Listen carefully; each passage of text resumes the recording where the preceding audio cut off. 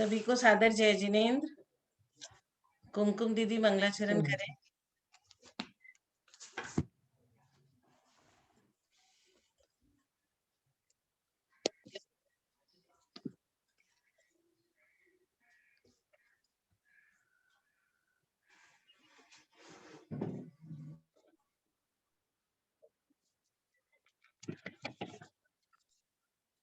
जय जिनेन्द्र सोनू दीदी, सभी को जय जिनेन्द्र। सभी को जय जिनेन्द्र।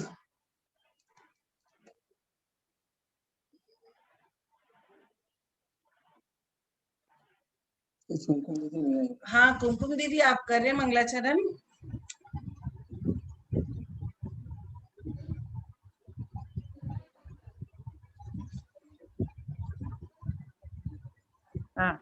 मोक्ष मार्गस्य नेतारं वेतारं कर्म भूभृतां ज्ञातारं विश्वतत्त्वानां वन्दे तद्गुणलब्धये।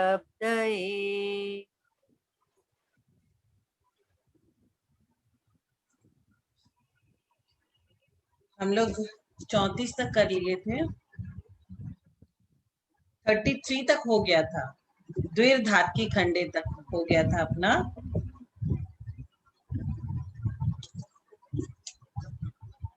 सूत्र संख्या 33 द्वारा धातुकी खंड की हमें जानकारी मिल गई थी। अब इसके आगे पुष्कर द्वीप है, अतः उस द्वीप के क्षेत्र पर्वत आदि के विस्तार क्या है। शिष्य पूछता है धातुकी खंड की जानकारी हमें मिल गई, अब पुष्कर द्वीप का विस्तार क्या है।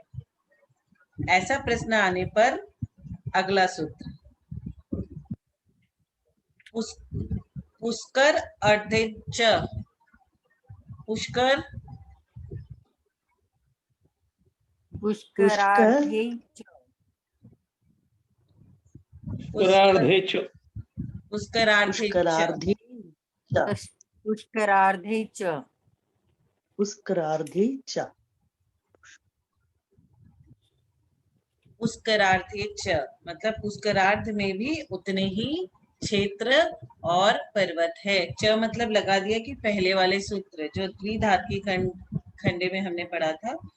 तो जिस प्रकार घातकी खंड में 2 भरत क्षेत्र और 2 हिमवान आदि पर्वत है, उसी प्रकार पुष्करार्ध में भी 2 भरत क्षेत्र और 2 हिमवान आदि पर्वत है। जिस प्रकार घातकी खंड द्वीप में भरत आदि क्षेत्र एवं हिमवान आदि पर्वतों का विस्तार दूना है, मतलब डबल है, उसी प्रकार पुष्करार्ध द्वीप का भी हमें जानना चाहिए।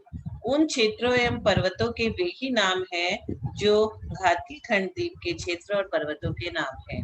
नाम भी सेम, साइज भी सेम और पर्वत उनपे उतने ही हैं जितने उस पे थे। तो पुष्करार्ध द्वीप में भी घातकी खंड द्वीप के समान 2 इक्ष्वाकार पर्वत है।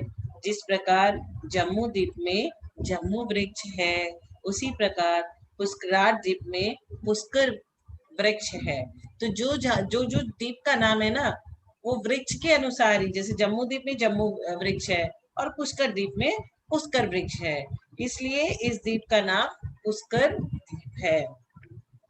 इसमें मंदर मेरु, विद्युत माली नाम के ये 2 मेरु पर्वत है। 2 पर्वत है, उन दोनों पर्वत का नाम है मंदर मेरु और विद्युत माली।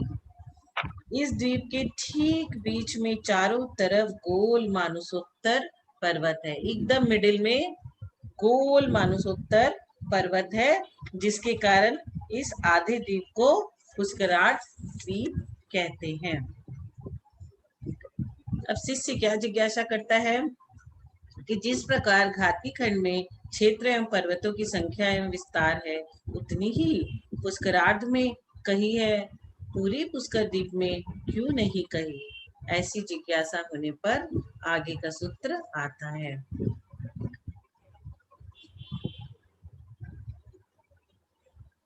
ये गंगवाल अंकल आप सूत्र पढ़ लीजिए।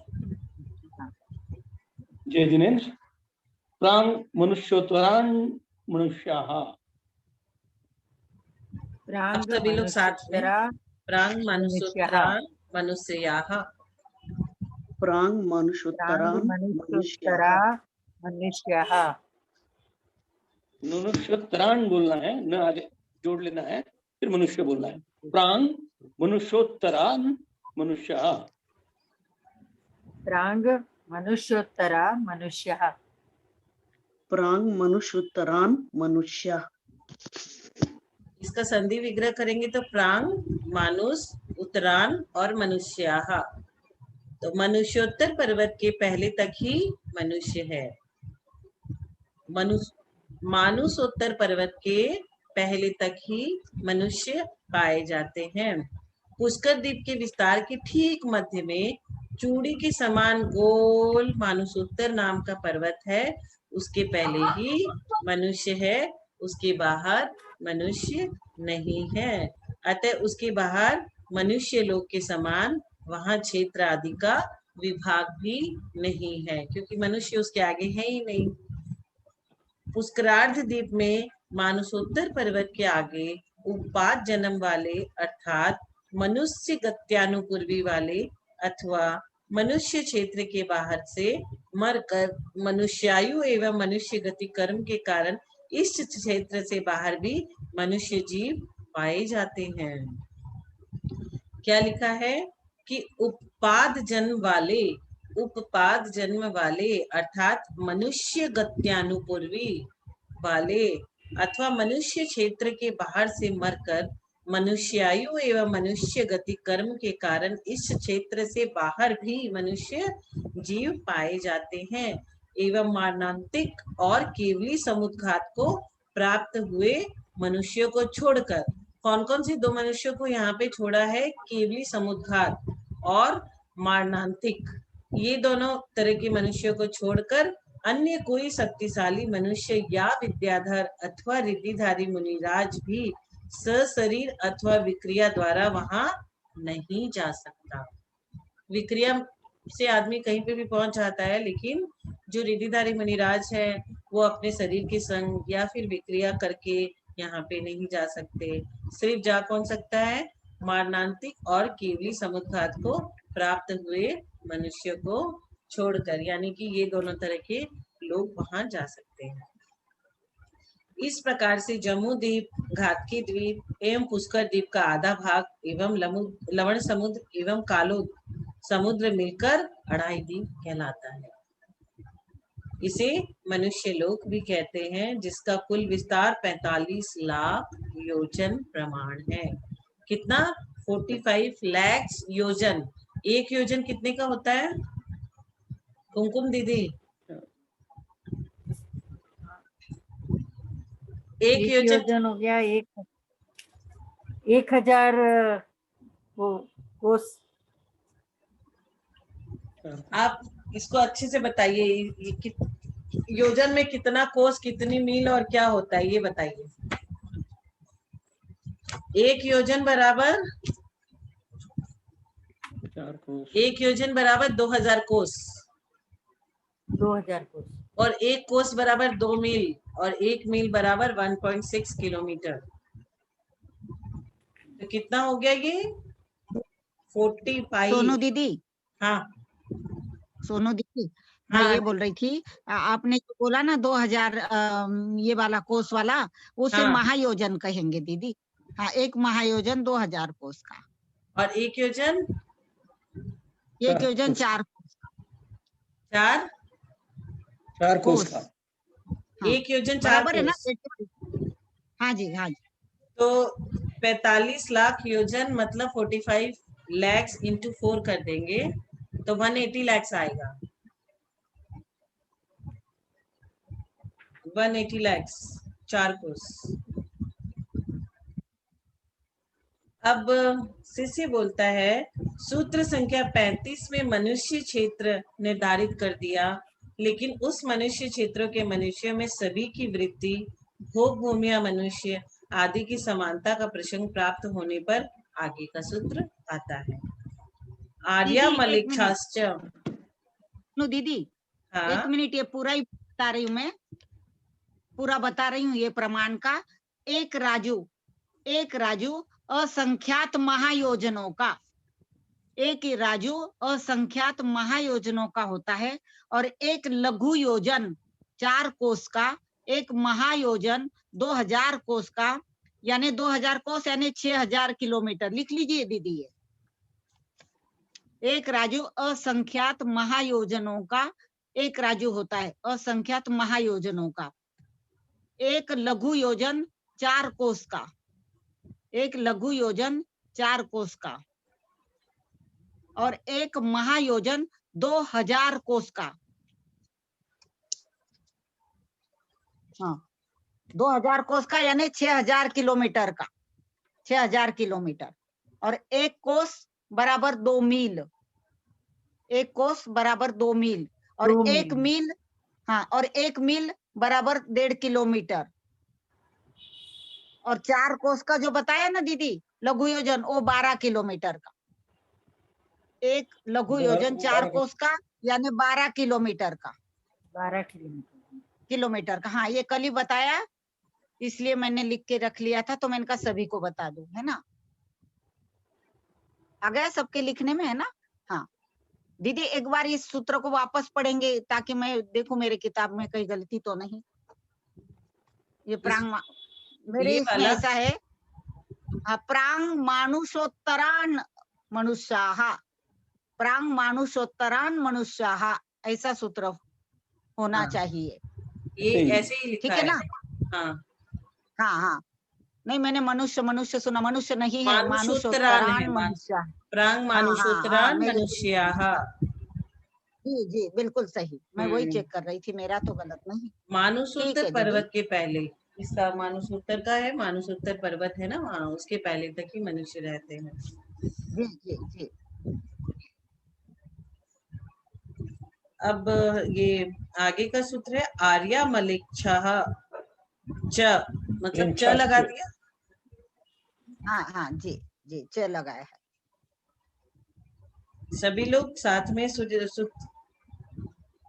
आर्य, सभी लोग साथ में पढ़ेंगे। आर्या मलेच्छाश्च, हाँ, आर्या आर्या मलेच्छाश्च। जी जी। आर्य और मलेच्छ ये दो मनुष्य के प्रकार है। मनुष्य के प्रकार कितने तरह के होते हैं? एक आर्य और दूसरा मलेच्छ। तो जो गुणों या गुण वालों द्वारा माने जाते हैं उन्हें आर्य कहते हैं। गुणों के द्वारा या गुण वालों के द्वारा माने जाते हैं उन्हें आर्य कहते हैं। और जो धर्म एवं उनकी क्रिया आदि से बहिर्भूत होते हैं उन्हें मलक्ष कहते हैं। तो दो तरह के मनुष्य, एक आर्य और एक मलेच्छ। आपने रामायण में सुना होगा, हर समय वो लोग बोलते थे आर्य पुत्र, आर्य पुत्र। तो आर्य कौन होता है? जो अपने गुणों के द्वारा या गुण वालों के द्वारा माने जाते हैं। और मलेच्छ जो धर्म एवं उसकी क्रिया आदि से बहिर्भूत है उसे मलेच्छ कहते हैं। आर्य मनुष्य कितने प्रकार के होते हैं? 2 प्रकार के। पहले रिद्धि प्राप्त आर्य और दूसरे रिद्धि के रहित आर्य। रिद्धि रहित आर्य भी अब 5 प्रकार के होते हैं। कौन कौन से? क्षेत्र आर्य, जाति आर्य, कर्म आर्य, क्या? रिद्धि प्राप्त आर्य 5 प्रकार से। रिद्धि रहित आपने बोला, रिद्धि प्राप्त आर्य 5 प्रकार के। इसमें तो रिद्धि रहित आर्य 5 प्रकार के लिखा है। पहला रिद्धि प्राप्त तो 8 प्रकार के हैं। ये किताब में फिर अलग अलग है। एक मिनट, आपके पास तो रिद्धि कई रहित किताब है। आर्य 5 प्रकार के हैं। रिद्धि रहित ही आना चाहिए, करेक्शन करना पड़ेगा। रिद्धि रहित,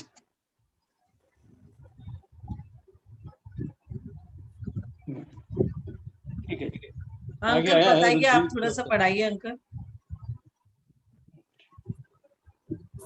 आर्या म्लेच्छाश्च। आर्य और म्लेच्छ ये 2 प्रकार के मनुष्य होते हैं। आर्य मनुष्य वो है जो खुद गुणी है या जो गुणी लोग हैं उनके द्वारा जो माने जाते हैं उन्हें आर्य कहते हैं। और म्लेच्छ वो है कि जो धर्म आदि क्रियाओं से बहिर्भूत है, मतलब धर्म आदि क्रियाओं को वो मानते नहीं है, वो लोग म्लेच्छ कहे जाते हैं। अब आर्य मनुष्य के 2 प्रकार है। एक तो रिद्धि प्राप्त आर्य और दूसरा रुद्धि रहित आर्य। मतलब आर्य जिनको रुद्धि प्राप्त हुई है वो, और जिनको रुद्धि प्राप्त नहीं हुई है वो।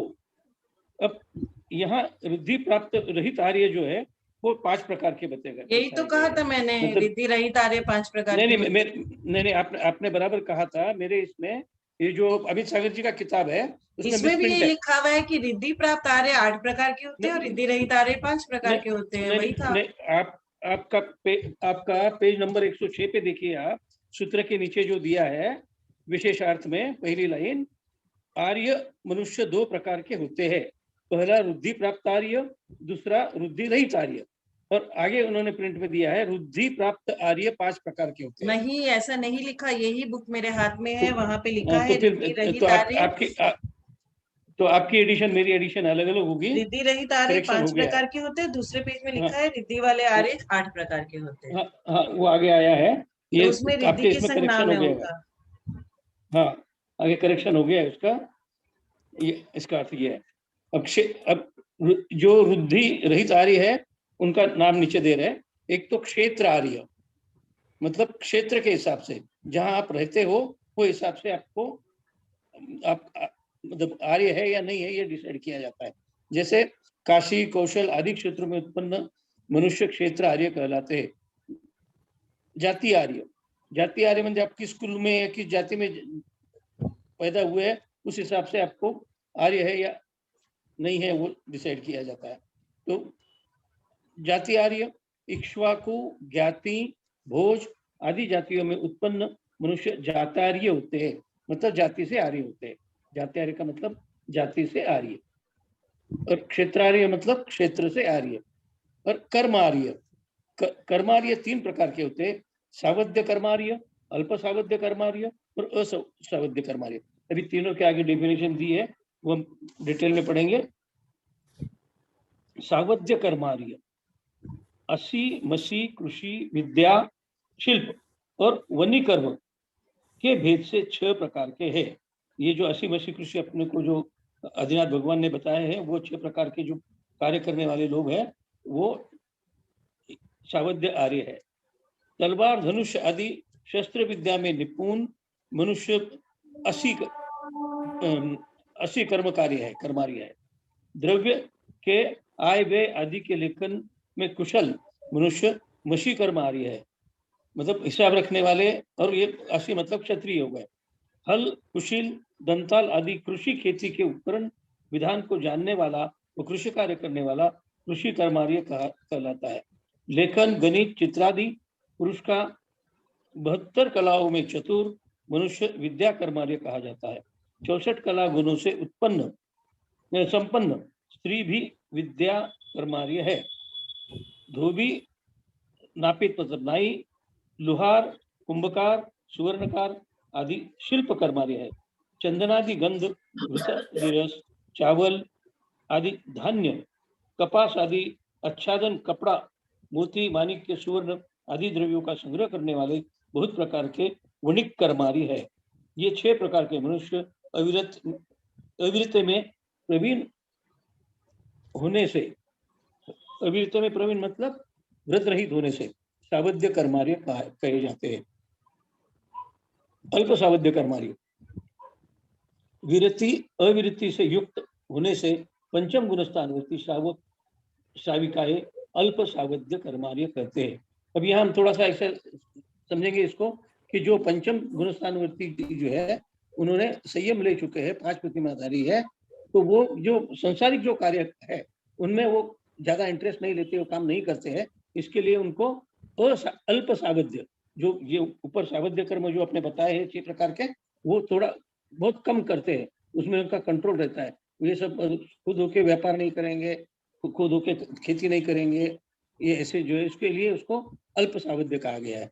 और ये जो सावध्य आर्य है वो चतुर्थ गुणस्थानवर्ती तक हो जाएंगे कि जो व्रत धारण नहीं करते हैं और ये बाकी सब कार्य करते हैं। असावध्य कर्म क्षय करने में उद्यत, विरति में रत, यति जन असावध्य कर्मार्य है।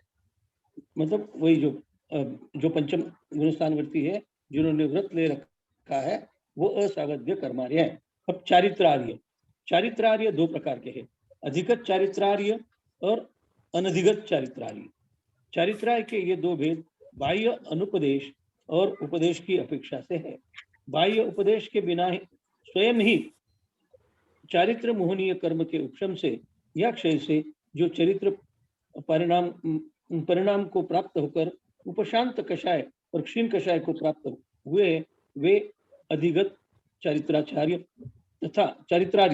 तथा अंतरंग में चरित्र मोह के क्षयोपशम का सद्भाव होने पर बाह्योपदेश का निमित्त पाकर विरति भाव को प्राप्त हुए वे अनधिगत चारित्रार्य है। मतलब ये 11वें 12वें गुणस्थान तक की चारित्रार्य हुए।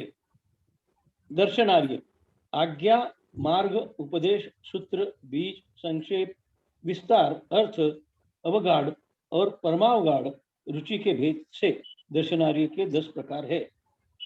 भगवान अरथ सर्वज्ञ प्रणीत आज्ञा मात्र को मुख्य मानकर जो तत्व रुचि को प्राप्त हुए हैं वे आज्ञा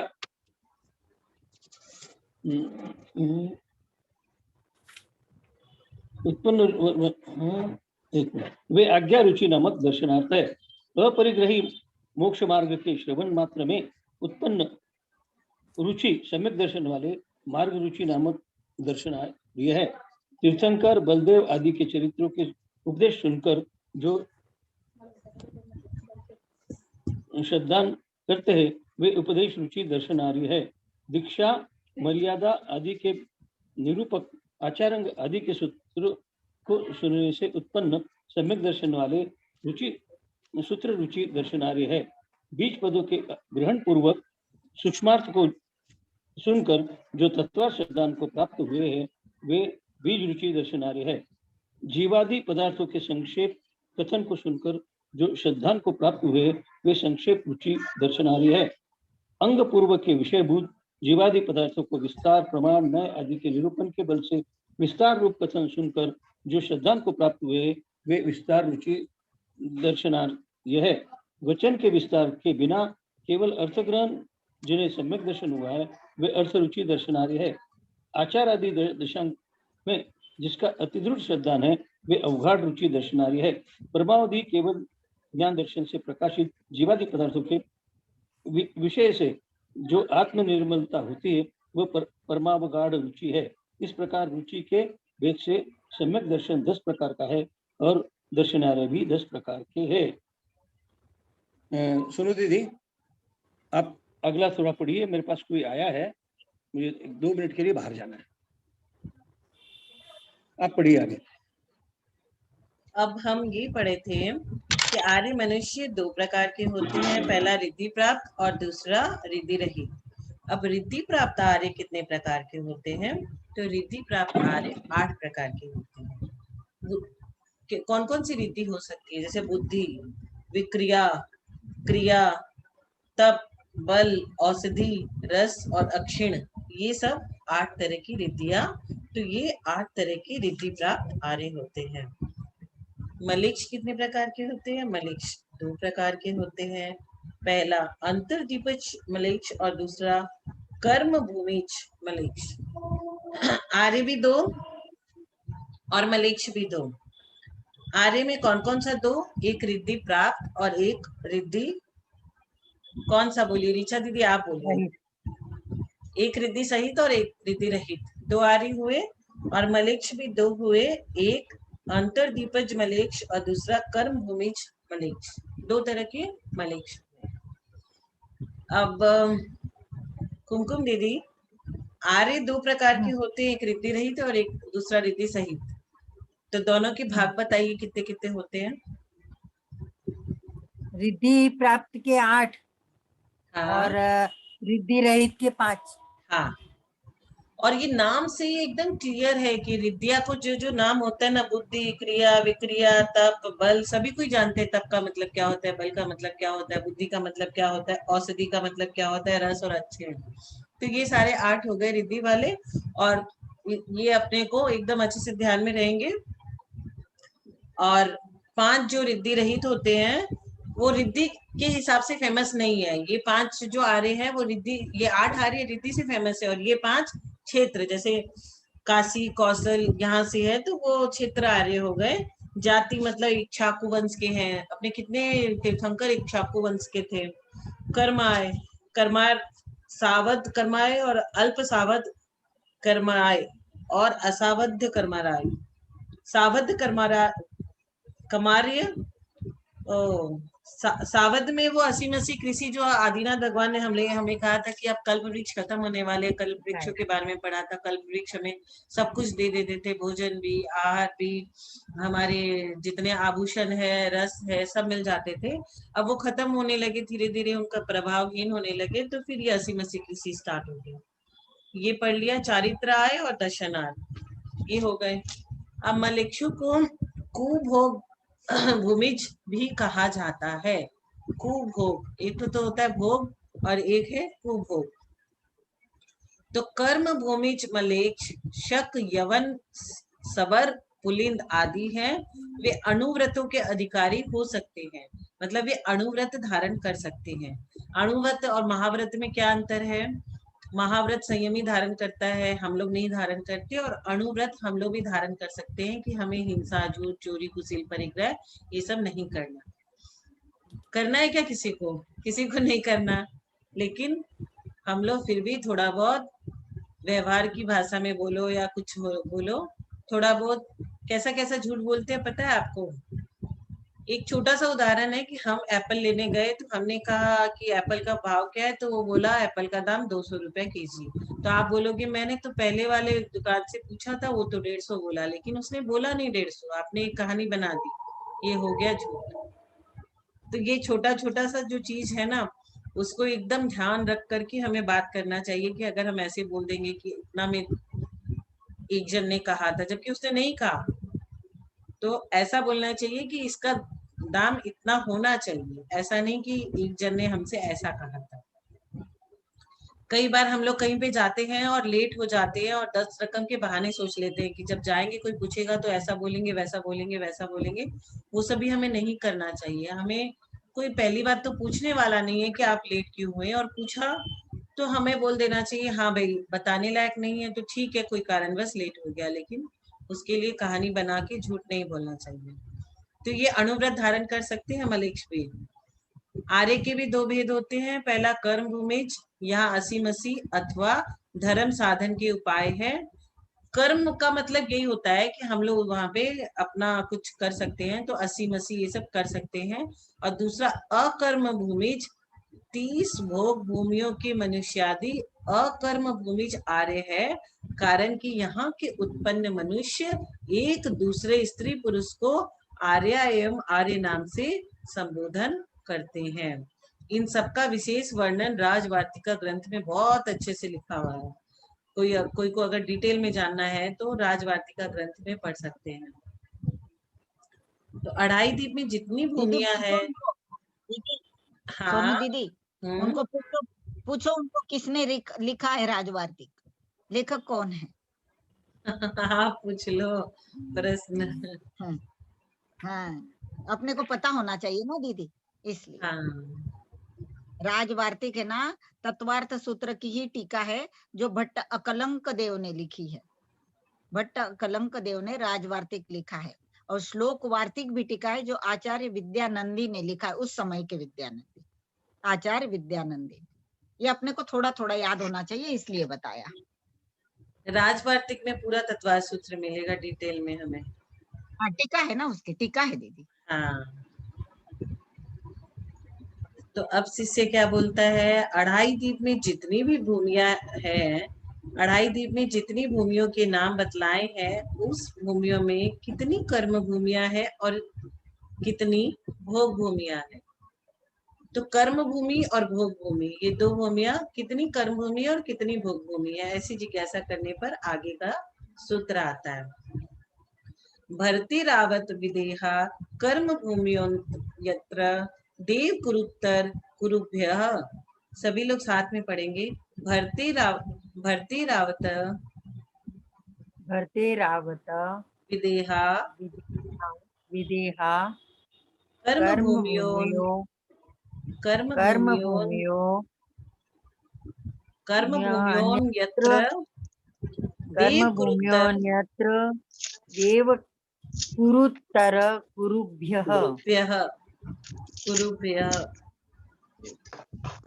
इसका अगर संधि विग्रह करेंगे, भरत एरावत विदेहा, भरते रावत विदेहा, इसका मतलब हुआ भरत एरावत विदेहा। कर्म भूम्य अन्यत्र देव कुरु उत्तर कुरुभ्यः, देव कुरु और उत्तर कुरु को छोड़कर, मतलब except this two, Bharat Airavat और विदेह क्षेत्र वाली ये सब कर्म भूमिया है।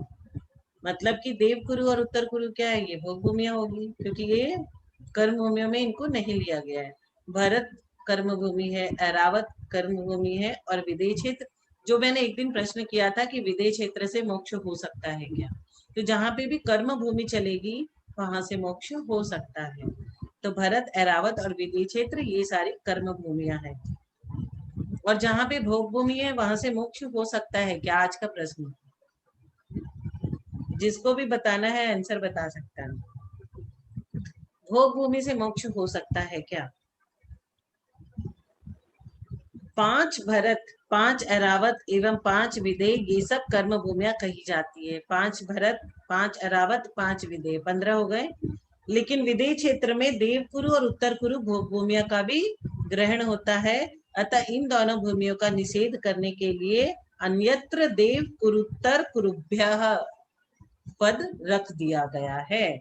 यहाँ अन्यत्र पद निषेध अर्थ में है कि इन दोनों में कर्म भूमिया नहीं है। अढ़ाई द्वीप में ही भरत आदि क्षेत्रों का विभाग है।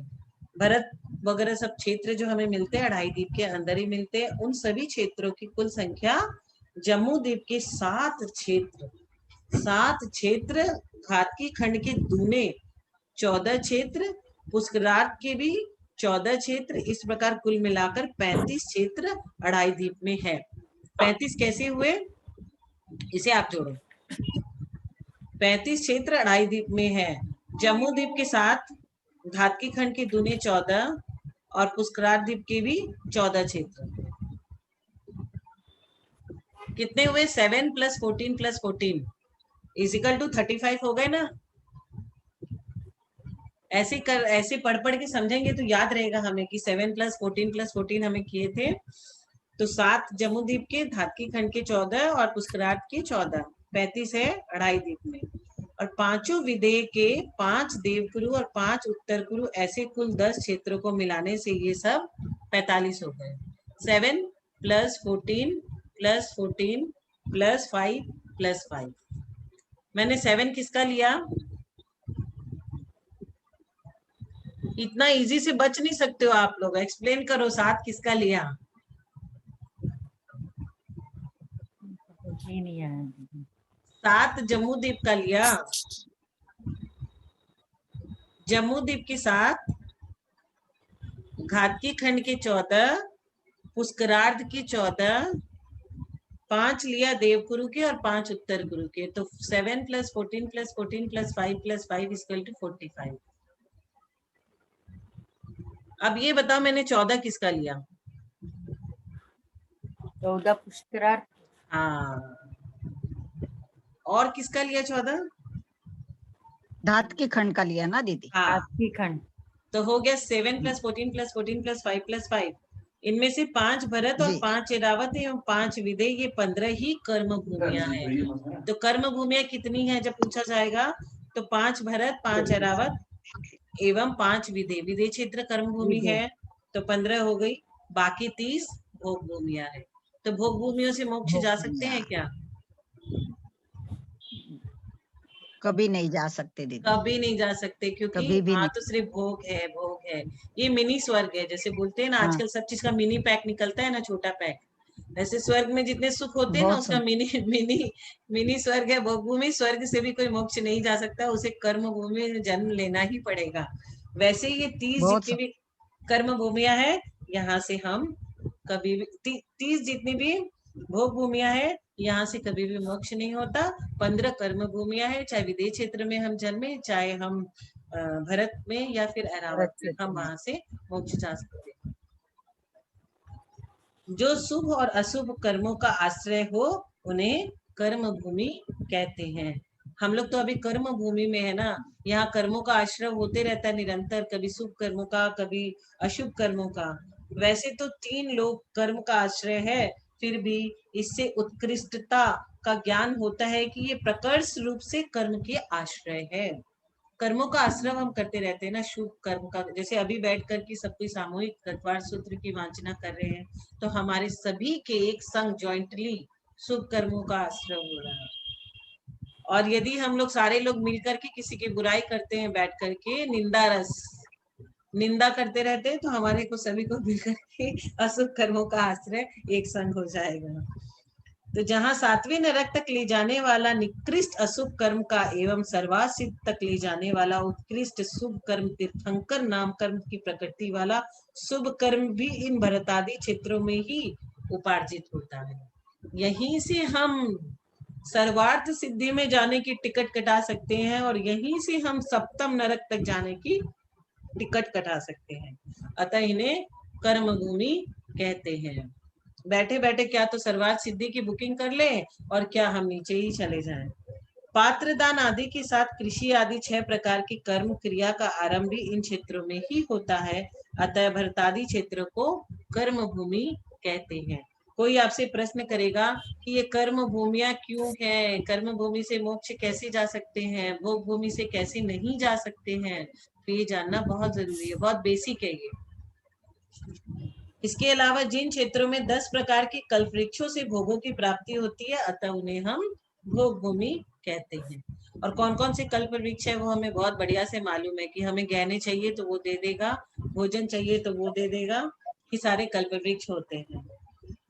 अब शिष्य क्या बोलता है, सूत्र संख्या 37 में अढ़ाई द्वीप की 45 भूमियां कही है जहां मनुष्य रहते हैं, लेकिन उन क्षेत्रों में रहने वाले समस्त मनुष्यों की उत्कृष्ट एवं जघन्य आयु कितनी, मनुष्यों की उत्कृष्ट आयु कितनी है एवं जघन्य आयु कितनी है, ऐसी जिज्ञासा शिष्य करता है।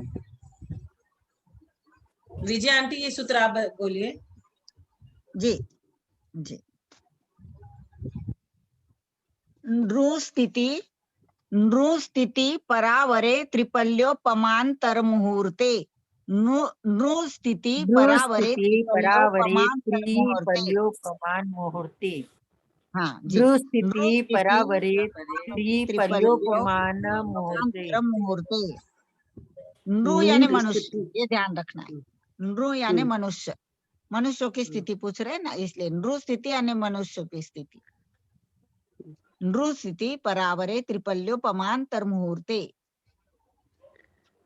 आचार्य क्या कह रहे हैं कि मनुष्य लोक के समस्त मनुष्यों की पर यानी उत्कृष्ट आयु 3 पल्योपम एवं अवर यानी जघन्य आयु अंतर मुहूर्त तक की है। जघन्य आयु अंतर मुहूर्त तक की है। कभी कभी सुनते हैं ना कि बच्चा हुआ और होते ही मर गया, जन्म हुआ और जन्म लेते ही मर गया, ऐसा होता है। तो अंतर मुहूर्त का मतलब ये नहीं कि 48 मिनट्स ही होंगे, उसमें तो एक समय से स्टार्ट हो जाता है, एक समय से लेके 48 तक कभी भी। तो अंतर मुहूर्त तक की जघन्य आयु और उत्कृष्ट आयु हो गई 3 पल्यों का। समस्त मनुष्यों की उत्कृष्ट आयु 3 पल्ले एवं जघन्य आयु अंतर मुहूर्त तक की है।